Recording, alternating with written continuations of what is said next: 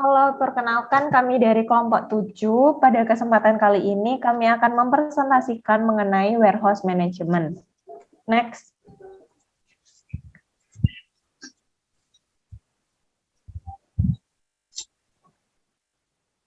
Kelompok kami terdiri dari saya sendiri, Alda, dan dua teman saya, Vivi dan Vismo. Next.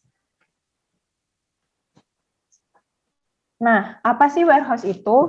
Warehouse adalah store untuk penyimpanan dan perlindungan suatu produk dalam jangka waktu tertentu. Maksud dari store ini adalah suatu tempat sementara untuk menyimpan suatu produk dalam jangka waktu yang sudah ditentukan oleh suatu perusahaan. Sedangkan warehouse management merupakan kegiatan pergudangan dan strategi mengelola gudang agar dapat diperoleh hasil yang optimal dengan biaya kecil, tetapi tetap dapat memberikan layanan yang optimal. Next. Fungsi dari warehouse sendiri yang pertama adalah menyimpan produk agar lebih efektif. Menyimpan produk agar lebih efektif ini dimaksudkan dengan meminimalkan produk cacat. Yang kedua, menyediakan informasi mengenai status serta kondisi barang atau persediaan yang disimpan di gudang, di mana informasi ini dibungkus melalui barcode yang sudah ditempelkan pada produk. Yang ketiga, memudahkan pencarian produk serta mengorganisir setiap tipe produk yang ada di gudang. Next. Kemudian peran ekonomis warehouse, itu ada apa aja? Yang pertama, produksi dan permintaan musiman. Diketahui Indonesia ini memiliki 2 musim, yaitu Lebaran dan Tahun Baru. Nggak mungkin kan produksi sebelum musimnya ada, atau material adanya itu musiman. Yang kedua, efisiensi skala produksi. Di suatu perusahaan pasti memiliki setiap mesin dengan kapasitas berbeda-beda. Nah, setiap mesin misal memiliki kapasitasnya 10 ton. Misal suatu perusahaan hanya memproduksi 5 ton. Itu kan kurang ekonomis sehingga diperlukan warehouse atau gudang untuk 5 tonnya lagi. Yang ketiga ada kecepatan pasokan, di mana kecepatan pasokan ini itu untuk memenuhi keperluan yang mendadak. Yang keempat ada kesinambungan produksi, di mana produksi tidak boleh berhenti. Artinya apabila produksi itu berhenti nantinya akan idle sehingga akan ada pemborosan yang menyebabkan harga itu akan melambung. Yang terakhir peran ekonomisnya yaitu menstabilkan harga. Next. Lalu aktivitas warehouse ini akan dijelaskan oleh Vivi.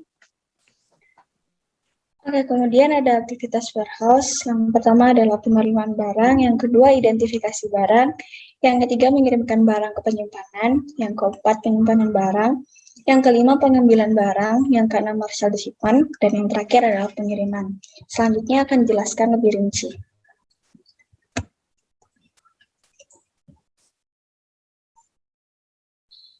Untuk aktivitas pertama yaitu penerimaan barang, ada beberapa yang harus diperhatikan yaitu pemeriksaan barang terhadap pesanan dan pemeriksaan jumlahnya, jadi sesuai nggak sama yang dipesan oleh pihak perusahaan. Kemudian periksa kerusakan, jadi pihak warehouse memeriksa barang tersebut, apakah barang tersebut rusak pada saat transit seperti bocor, pecah atau sebagainya. Dan yang terakhir adalah penyelesaian administrasi. Jadi penyelesaian administrasi ini seperti biaya pengiriman dan lainnya. Kemudian ada aktivitas yang kedua yaitu mengidentifikasi barang. Jadi setelah barang datang, pihak warehouse memeriksa kembali barang tersebut dan mengidentifikasi lebih lanjut lagi. Hal-hal yang perlu diperhatikan dalam mengidentifikasi barang seperti yang di layar, yaitu nama barang, kode barang, spesifikasi barang, unit, jumlah penerimaan, tanggal terima, nama suppliernya, dan cap QC Pass yang menunjukkan bahwa barang tersebut itu sudah lolos QC. Kemudian aktivitas selanjutnya yaitu mengirim barang ke penyimpanan. Ada hal yang harus diperhatikan yaitu menyortir barang. Jadi barang ini disortir baik ukuran besar maupun ukuran kecil. Namun untuk ukuran kecil sebaiknya perusahaan memesan secara bersama-sama atau dalam satu jumlah per batch-nya. Jadi mempermudah pihak warehouse-nya. Kemudian menyingkirkan barang. Maksud dari menyingkirkan barang ini, jadi setelah barang-barang tersebut disortir, barang tersebut dipindahkan di lokasi pengumpulan barang yang kemudian pihak warehouse itu mengelis tempat-tempat barang tersebut ditempatkan. Selanjutnya untuk penyimpanan barang akan dijelaskan oleh Visnu. Baik, sekarang kita masuk ke penyimpanan barang. Penyimpanan barang ini dibagi menjadi 3 kategori. Yang pertama itu penyimpanan dingin, dipanaskan, dan eksplosif. Nah, ketiga hal ini tidak dapat disatukan, atau ketika hal ini tidak dapat disatukan, maksudnya penyimpanan dalam 3 hal ini, misalnya penyimpanan dingin, penyimpanan panas, dan eksplosif tidak dapat disatukan karena sifatnya yang bertentangan. Contoh dari penyimpanan barang dingin ini seperti buah impor dari luar negeri yang harus disimpan dalam suhu dingin, sehingga fasilitas dalam penyimpanan harus dilengkapi dengan kulkas yang memadai seperti itu. Lalu untuk yang dipanaskan ini seperti cairan kimia yang memerlukan suhu tinggi. Lalu eksplosif adalah seperti bahan-bahan kimia yang mudah meledak. Jadi untuk yang terakhir ini tidak dapat disatukan atau didekatkan dengan hal-hal yang lain karena sangat berbahaya seperti itu. Next. Selanjutnya adalah pengambilan barang. Jadi ketika order yang sudah diterima, maka barang akan diambil dengan jumlah dan waktu yang tepat. Nah, hal-hal yang perlu diperhatikan agar pengambilan ini tepat waktu, yaitu yang pertama adalah harus dapat diakses. Artinya, barang yang ada di gudang ini harus mudah aksesnya, harus dapat diambil dengan mudah, sehingga waktu yang diperlukan ini singkat. Jika sulit untuk diakses, maka waktu yang dibutuhkan akan lebih lama seperti itu. Lalu catatan lokasi, artinya barang yang disimpan ini harus diketahui lokasinya di mana. Karena jika tidak diketahui maka akan mencari-cari dan hal yang akhirnya waktunya juga akan terbuang sia-sia untuk mencari barang tersebut. Next, kita akan bahas tentang Marshall Shipment. Marshall Shipment ini barang yang tadi yang dipesan itu lalu disatukan di satu tempat. Setelah itu akan dilakukan pemeriksaan apakah barang ada yang hilang atau sudah benar. Lalu jika perlu diubah pesanannya, maka akan diubah seperti itu. Next, kita sekarang masuk ke pengiriman. Pesanan disiapkan untuk pengiriman dan dimuat di kendaraan yang tepat. Lalu hal-hal yang perlu diperhatikan dalam pengiriman ini adalah yang pertama, kemasan pelindung untuk pengiriman seperti wrapping. Jadi barang yang biasanya akan dikirim itu di-wrap dulu agar tidak lecet ataupun robek saat perjalanan. Lalu dokumen yang harus disiapkan. Dokumen-dokumen seperti surat jalan dan dokumen untuk barang-barang yang dikirim. Lalu yang ketiga adalah dimuat dan diamankan ke dalam biasanya peti kemas seperti itu untuk melindungi barang dari produsen ke konsumen. Next. Sekarang kita masuk ke jenis-jenis pergudangan. Jenis pergudangan ini dibagi menjadi 2. Yang pertama pergudangan terpusat, yang kedua adalah pergudangan tidak terpusat. Singkatnya, untuk pergudangan terpusat ini adalah perusahaan yang hanya memiliki satu gudang saja.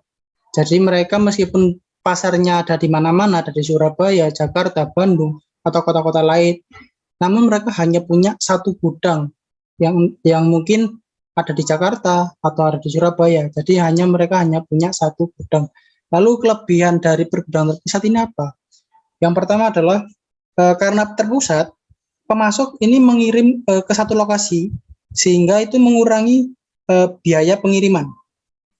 Yang kedua itu lebih terorganisir.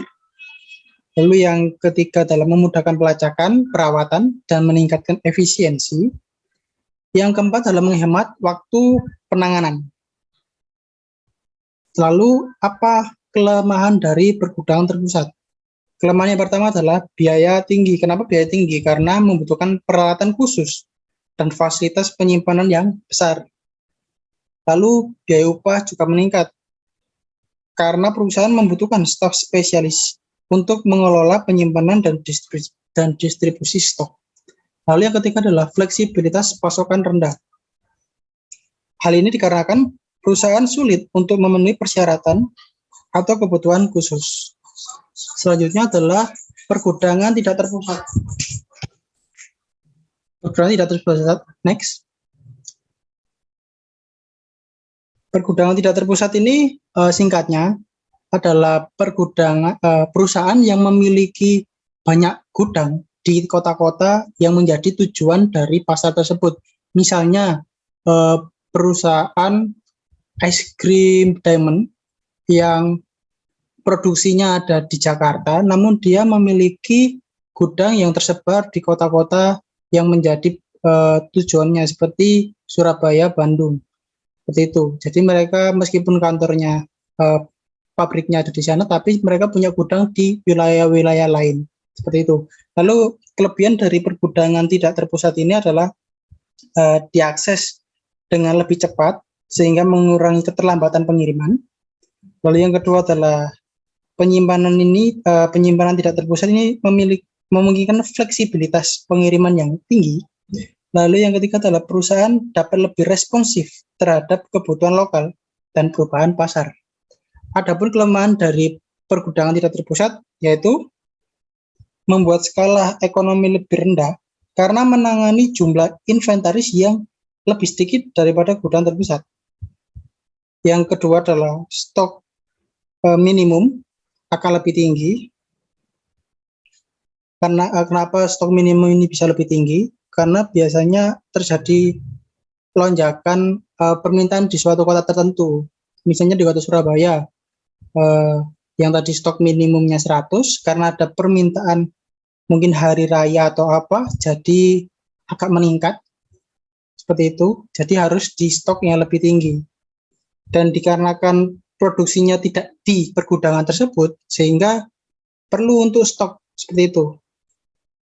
Lalu yang ketiga adalah perusahaan harus membayar lebih banyak pengeluaran untuk mengontrol persediaan di masing-masing gudang. Yang terakhir adalah meningkatkan risiko salah alokasi, di mana barang yang diminta tidak berada di gudang yang tepat.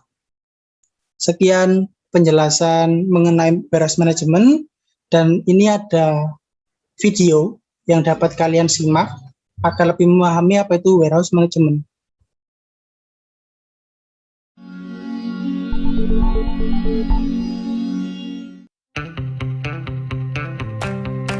No place in the supply chain offers more opportunity for positive transformation than the warehouse you manage. Imagine being one click away from knowing the location of your entire inventory from receiving to shipping in real time. Imagine faster movement, more accurate order preparation, and no shipping errors. Imagine saving up to 40% of your staging area. And imagine saving 450 hours of labor costs every month. You know receiving and put away is the backbone of your warehouse operations. Optimize your receiving process to measurably improve accuracy, dramatically decrease errors, and gain visibility. Increased visibility improves reverse logistics, making sure returned goods are handled quickly. With barcodes and RFID labels and rugged handheld computers, you empower your operators to capture critical information quickly and efficiently. Barcode or RFID rack location labels guide the warehouse operator to the exact put-away location. Once the goods are stored, put-away data is easily uploaded into the warehouse management system. The warehouse is a system where processes and assets interact to maximize operational efficiency. Save operators' movements and time by tracking the movement of physical assets with RFID and real-time asset management solutions, recording changes to their location and availability. With this key data, you gain the operational insights to make smart, proactive business decisions based on physical asset allocation. 50% of warehouse costs are spent on order picking. The data collected from RFID labels, Barcodes and RTLS tags accelerate picking time and drastically reduce expensive errors. Zebra's dynamic staging solutions allow labor-intensive picking and packing functions to run smoother by creating staging locations anywhere in the warehouse. From these staging locations, you can quickly locate materials and complete picking and shipping operations more efficiently. Shipping is the last step in the warehouse function and the last critical step in customer satisfaction. Immediately after picking is completed, custom shipping labels can be easily printed right at the shipping location, helping accomplish perfect shipping in full, on time, and error-free. From receiving to put away to picking, staging, and shipping, flawless fulfillment is now an achievable goal. Zebra solutions give your warehouse supply chain added visibility, increased flexibility, and real-time access to essential data. Transform your warehouse and distribution operations by delivering dynamic inline throughput and create lasting value in the face of ever-changing customer demands. Zebra Technologies. See more, do more.